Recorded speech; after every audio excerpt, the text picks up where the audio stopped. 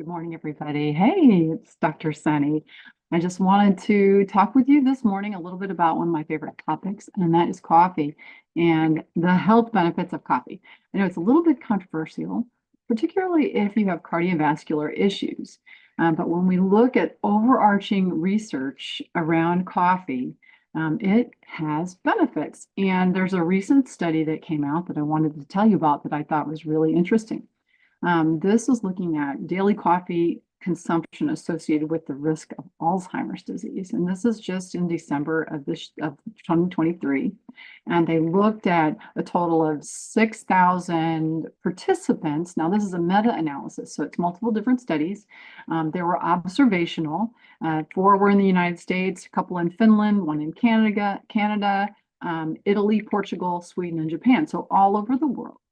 And basically what they found is comparing to people that don't drink any coffee, that drinking 1 to 2 cups of coffee per day is associated with a 32% lower risk of Alzheimer's disease.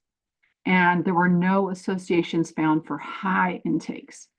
Now, one thing is that what exactly is a cup of coffee? This is a limitation of that study because that could be anything from 8 ounces or up to more. So when somebody says they drink a cup of coffee, that can mean different things for different people. We also know that they were not looking at these whether it was filtered or not.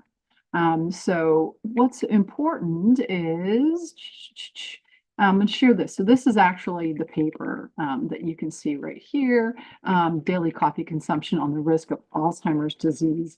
And we've seen before from other papers that filtered versus unfiltered coffee matters.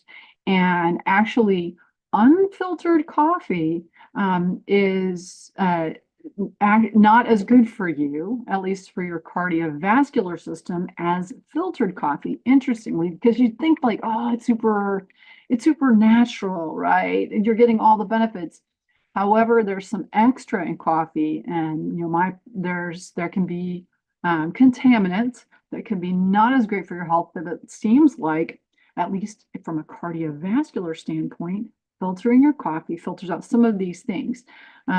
So basically, this initial study that I'm talking about with the filter, 500,000 people, right, aged 20 to 79, participated in the Norwegian cardiovascular surveys over 20 years. This is a lot of data, and they were looking at cause-specific death. And so basically, counting the people who died from cardiovascular disease, from ischemic heart disease, or from strokes. And then they were trying to adjust for coffee drinking. And basically what they found that the death for men with no coffee consumption compared to filtered brew, unfiltered brew, and for women, that you want to filter your coffee to improve your cardiovascular mortality.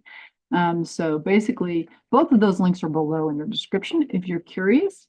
And right now, I want to also highlight something is that I still have this ongoing, growing community called Energy for Life.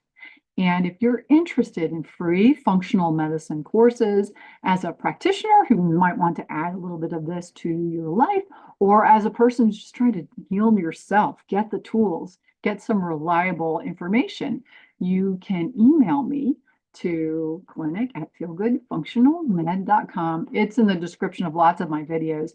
And you can also subscribe to the YouTube channel so that you can hear when I'm going live with tips and tricks for how you can live your life better and optimize.